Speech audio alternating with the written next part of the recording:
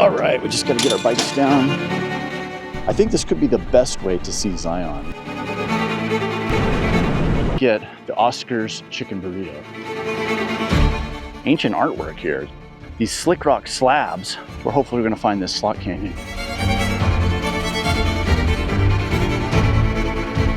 Absolutely fell in love with it. Any day you get to paint is a really good day.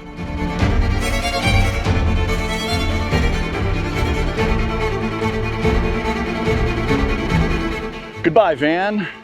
And what the heck am I doing? I'm wearing a helmet, going on a walk. My dry suit, my climbing harness, the helmet, keep all my camera gear safe. It is our rope. Let's go down the canyon.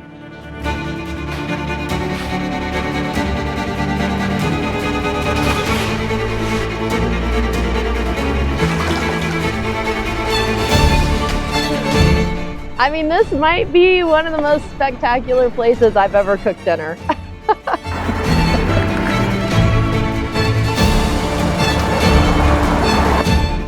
Welcome back to another episode. We are here in southern Utah, just outside of Zion National Park, which is one of my favorite places on earth.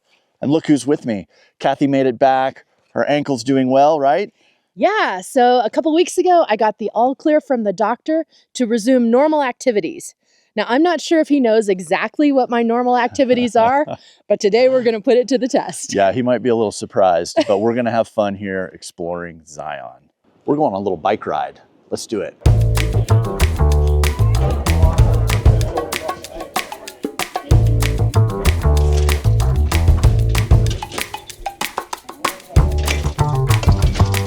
Looking good? We're on the bus, going up.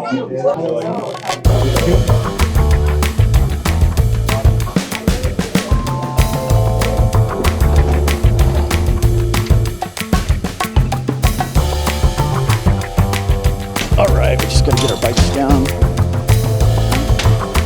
We're on the road.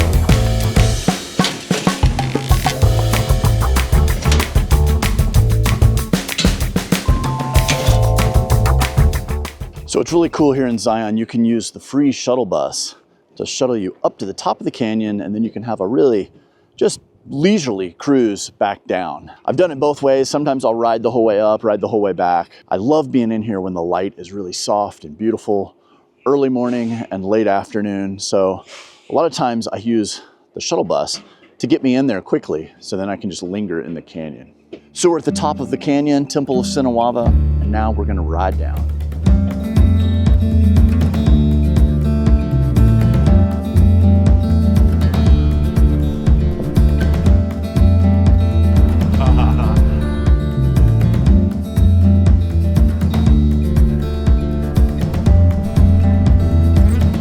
All right, we're here under the famous Angel's Landing. This is what I think of as one of the most beautiful parts of the whole canyon. I think this could be the best way to see Zion is by bicycle.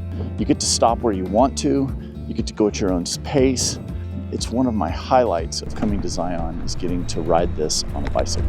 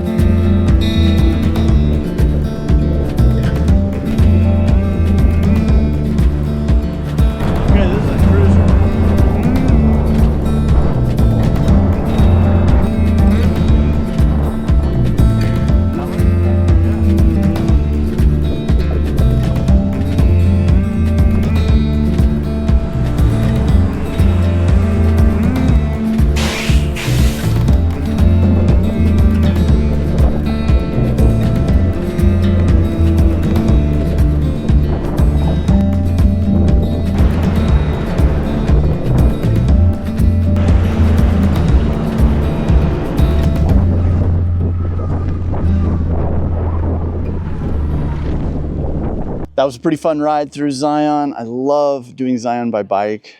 And there's one other thing I love in Springdale, Utah. It's Oscars. Okay, if you're ever in Springdale, Utah, which is just outside of Zion National Park, you have to go to the restaurant named Oscar's Cafe.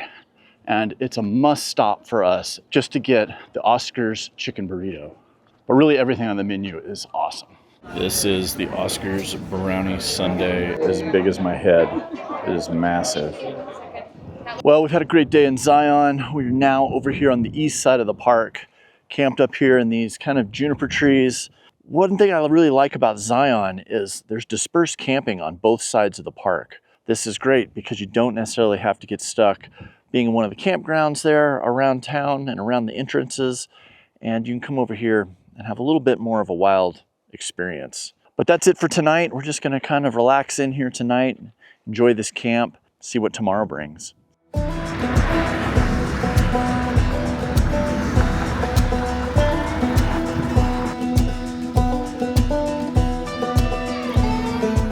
Well, here we are on the east side of Zion National Park, and it's a beautiful place over here. It's quite different than the main canyon, but something that there's a lot of over here is slot canyons. And we're getting ready to go do kind of a warm-up slot canyon because Kathy's got her newly fixed ankle, and we're gonna go test it out. And if it works good today, then we might have something even better to do tomorrow. So let's go check it out. Let's do it, let's go.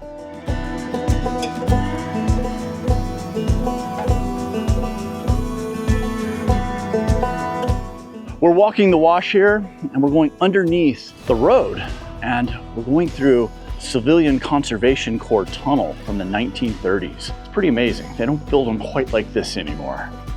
All right, we've gone a short ways up the wash from the road, and we've reached these pictograph panels. There's some pretty interesting ancient artwork here. It's really fun to see these things. They've got them fenced off here so people don't touchy because you don't want to touch them because the oils in your fingers can degrade them, and if everybody touched them, eventually they would erode away to nothing. So this is a good place. Come enjoy it with your eyes, take some pictures, and keep your hands in your pockets. All right, let's keep going. I think it's gonna get better as we get on up here. Okay, we've left the first drainage. Now we're walking across these slick rock slabs, and this is gonna take us up higher in the drainage to where hopefully we're gonna find this slot canyon.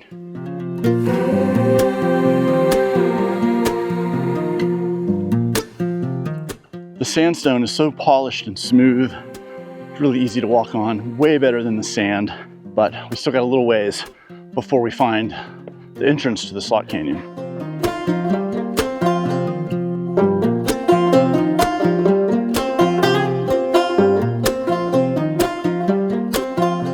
If you guys want more information about these hikes, go over to our Patreon. That's a place where we can share map files and we can connect you guys to some of these cool places that we're checking out right now.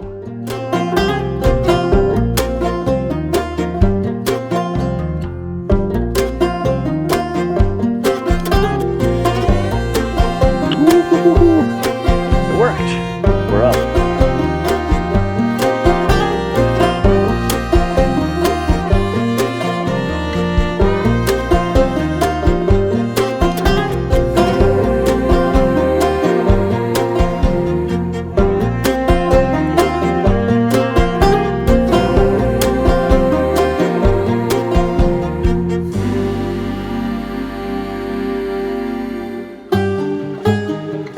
So we've come to a dead end of sorts. There's some big chalk stones that are wedged in here, and from what I can see, it ends just a little further up. Today, we're just out on a chill hike, so we're not too worried about it, but I think this is our high point. So we've gone about 2 miles, and we're gonna head back down the canyon and back to the van. I painted as a kid years ago, and I really liked it then. And then I just kind of forgot about it. Life happened, and a couple of years ago for Christmas, Peter's dad got me a watercolor kit, some paper, and I absolutely fell in love with it. I have been painting at every opportunity ever since then. It's just something that I find great joy in, starting with a blank white piece of paper and then creating something that didn't exist before. So it's actually really easy to bring along a set of watercolors in the van. All you need is a small little notebook and a watercolor paint kit, and you're ready to go. Well, I love painting animals the best. I think that they're just super fun to bring a wild creature to life and give it personality. I think it's all about painting the eyes, and it seems like once you make the eyes of an animal, they just come to life on the paper, and I love to see that transformation. It's my absolute favorite thing to paint. So I've been painting bears, donkeys, bumblebees, all kinds of things, and it's just so fun to watch them come alive. I feel like they develop personalities on the page over time. So interestingly enough, through my recovery process with my ankle, I have spent a ton of time painting. When I was in my hometown of Hot Springs, I found out about an art show called Art Moves. They were calling for submissions, and I thought, what the heck? I don't have anything to lose. And so I submitted one of my very favorite grizzly bear paintings, and it was actually selected. And so it's going to be on display in Hot Springs, Arkansas, on a greenway trail for others to enjoy. I think that's really cool and exciting. One of the neatest things about art in general is that it just gives you a chance to play. There's no right or wrong. And oftentimes, if you just keep working at it, you get something that you're really stoked on. Everybody needs to have some kind of art in their lives, whether it's music or theater or painting or drawing or photography or whatever that is. To have some kind of creative outlet is so important for just general mental health and well-being. So any day you get to paint is a really good day.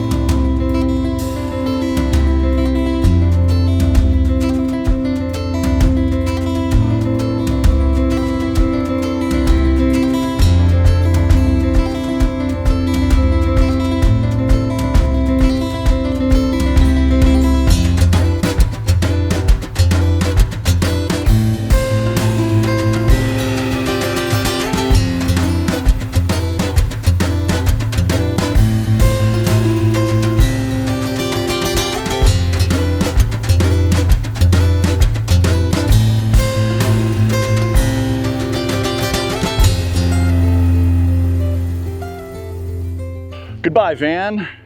And what the heck am I doing? I'm wearing a helmet going on a walk? Well, this is gonna be a special walk.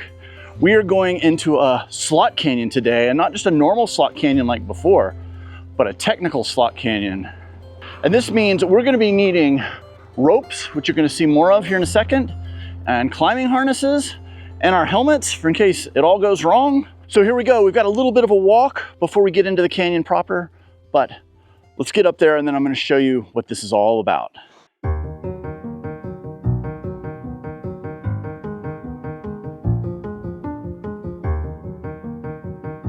All right, we've gone up about 20 minutes of slick rock slabs here. It's pretty steep in places, but this rock is really grippy. Our shoes have great traction and we can walk up really incredibly steep parts without even having to use our hands, just the friction of our shoes.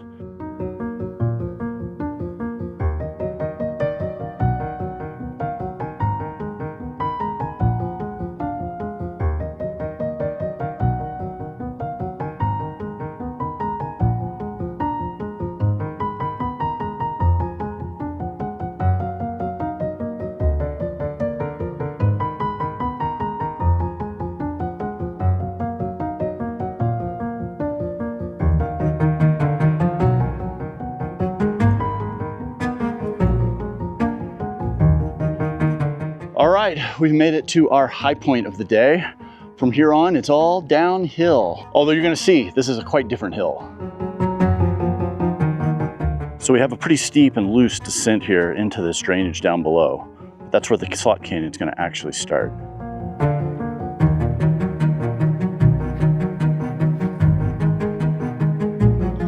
All right, here we go.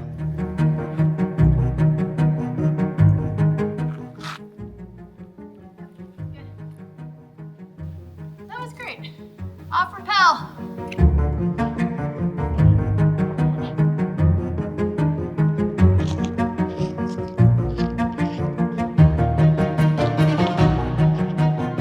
About a year and a half ago, I broke my ankle hiking in the jungles of Peru. It's been a year and a half of recovery and a major ankle surgery. And this finally, after a year and a half, feels like a true adventure, and I'm getting back to all the things that I really love. I think that this is a particularly fitting first adventure back on this ankle. We took our daughter Abby here for the very first time to do her first canyoneering adventure. She was about 8 years old, and it was a wild adventure of her learning how to rappel and just navigate these amazing canyons. And I think it's just particularly fitting that this is my first adventure back on my newly constructed ankle, and I can't wait to see how I do. Let's go. Okay, now to do a slot canyon, you need a few very specialized pieces of gear. Luckily, a lot of this overlaps with our kayaking gear that we normally carry in the van. Let's start out with a synthetic t-shirt, fleece pants. I've got on my river shoes. But the next thing is a fleece top is really important because we're gonna be in some cold water here very soon. Next is my dry suit. Okay, so this is a dry suit. It has a very specific latex neck gasket in here that seals tightly around my neck and my wrists, and it keeps all the water out. This is gonna allow me to swim through any pools in this canyon and stay completely dry except for my head and my hands. Next thing I need is my climbing harness because we're gonna be doing a series of rappels to get over the steeper parts. This is gonna keep me safe on the ropes. The last thing is a helmet. In case something falls, hits me in the head, I protect my moneymaker. And I've got my watershed dry bag. This is a completely waterproof, small little duffel bag that allows me to keep all my camera gear safe as we're going through the water. And the last thing we need is our rope to rappel down the drops. This is an Imlay Canyon Fire. This is an 8.3 millimeter static rope. Okay, now that we've got all that done, let's go down the canyon. It's right down there.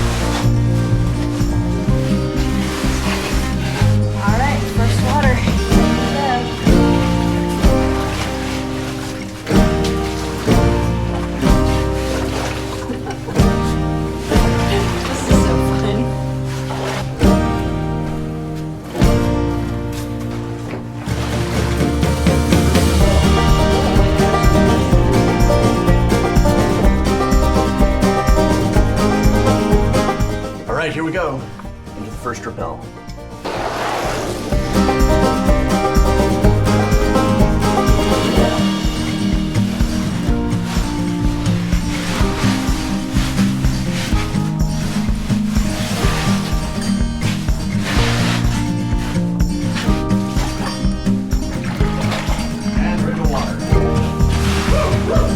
Well, that wasn't very graceful.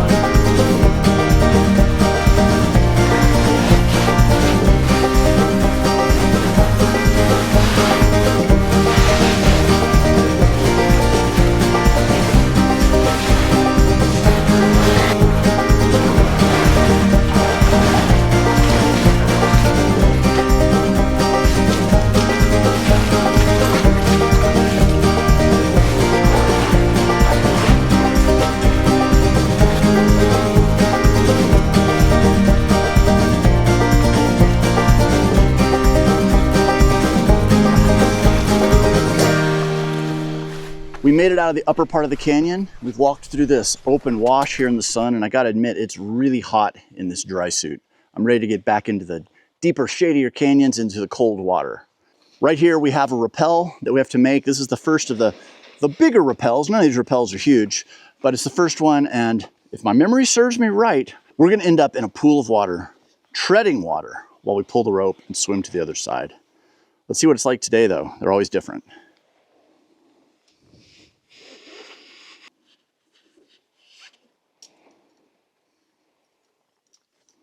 Rope.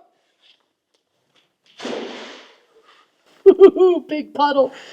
All right, anchors look good. Belay device looks good. Here we go.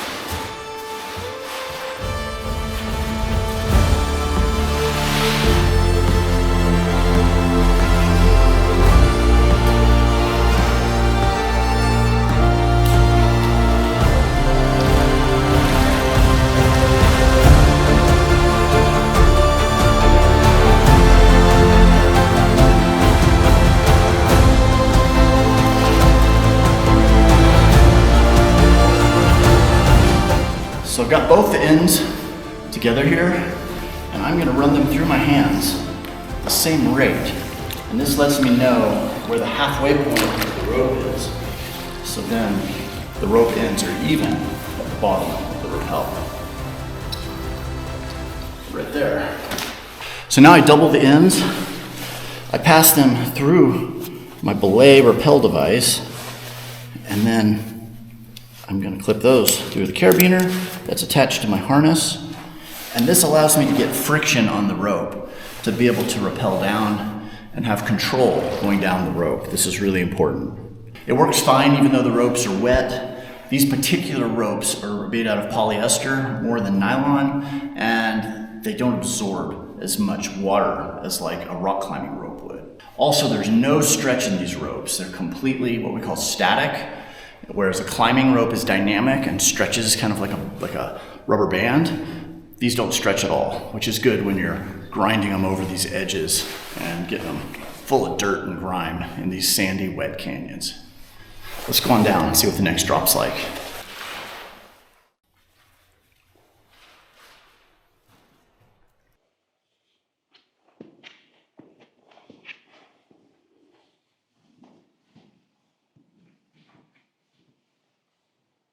I'm standing on just a tiny little pinch of stone here that's dry, but right here it drops off again, even bigger. So we gotta rig another rappel here and then keep going down. Okay, downward bound, let's do it.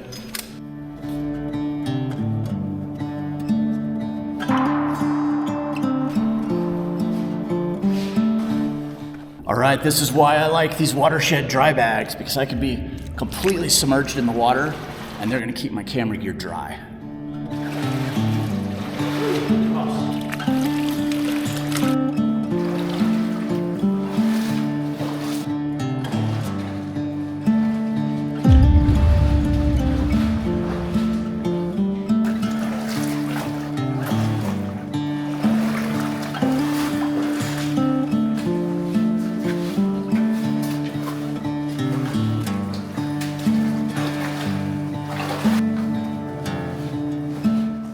Okay, here's another little down climb. I'm starting to see light at the end of the tunnel, no pun intended.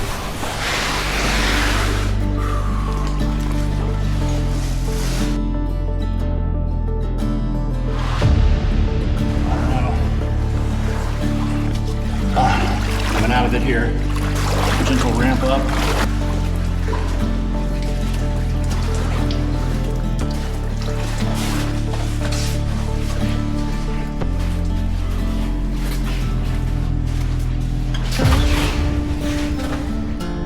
All right, more water.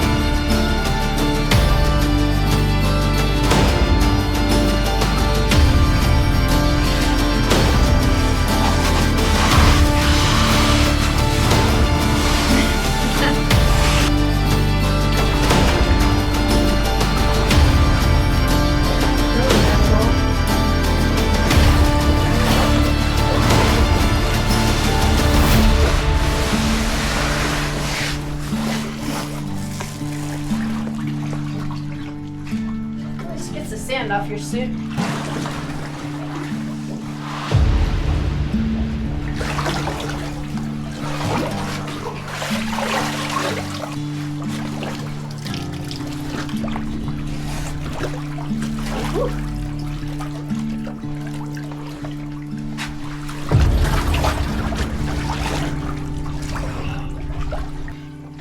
this corner, we're out of here.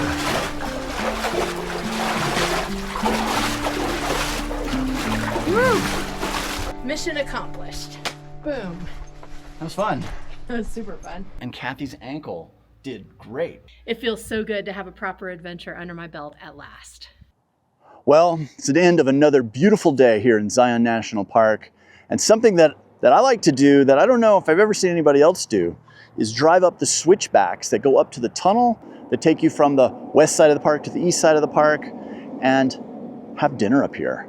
So that's exactly what we're doing. We're on one of the pullouts on one of the switchbacks overlooking all of Zion, and it is so beautiful. And this is going to be a great place not only to cook dinner, but to have a beautiful dinner in one of our favorite national parks.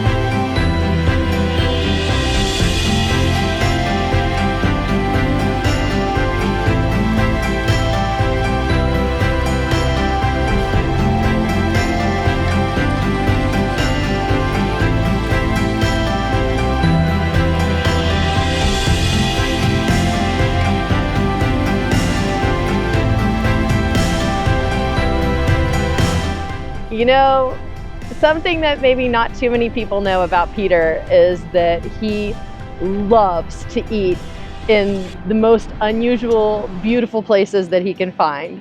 So we often find ourselves on the side of a road like this in a beautiful place, cooking a great meal. I mean, this might be one of the most spectacular places I've ever cooked dinner. So this is a really simple setup that allows me to cook just about anything that I want. The air fryer functions as a toaster oven, microwave, regular oven, and I can bake things and roast things. Tonight I'm actually roasting purple sweet potatoes. They are going to be so good. And then I just have a single induction burner. And so for tonight, I just put some chicken tenderloins in there, and then when they were almost done, I threw some fresh broccoli on top of that. Voila, we have a really easy, quick, healthy dinner. What I really love about this setup is that it is all electric, so we don't have to carry propane on board every day when we drive. We recharge our batteries and we're ready to cook the next meal. It's super easy, efficient, and it works really, really well. Now, every once in a while, I dream about having a brick and mortar kitchen, and I think about having a sink with a window that looks out over a beautiful place. But I mean, really, am I ever going to get a view as magnificent as this one?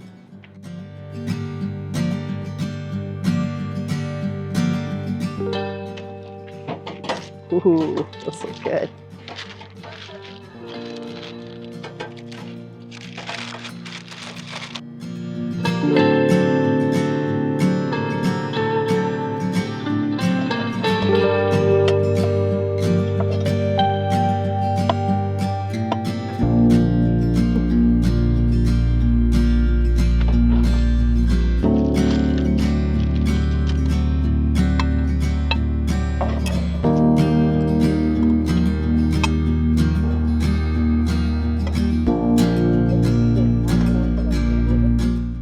Bon appetit. Thank you. This looks amazing. Look at this.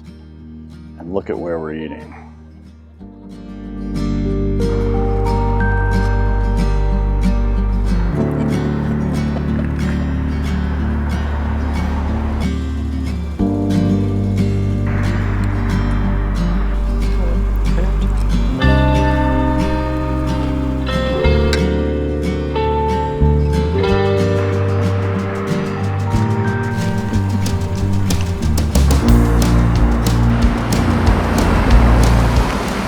been the perfect day in Zion. I just can't ever get enough of this place. It's just truly one of my most favorite places in the whole wide world. We've had a lovely dinner up here, sun is setting, and it's time for us to go and find a camp. So stay tuned, we're gonna have more videos coming from Utah. And until then, I hope I see you somewhere over the horizon. Take care, guys. We're out of here.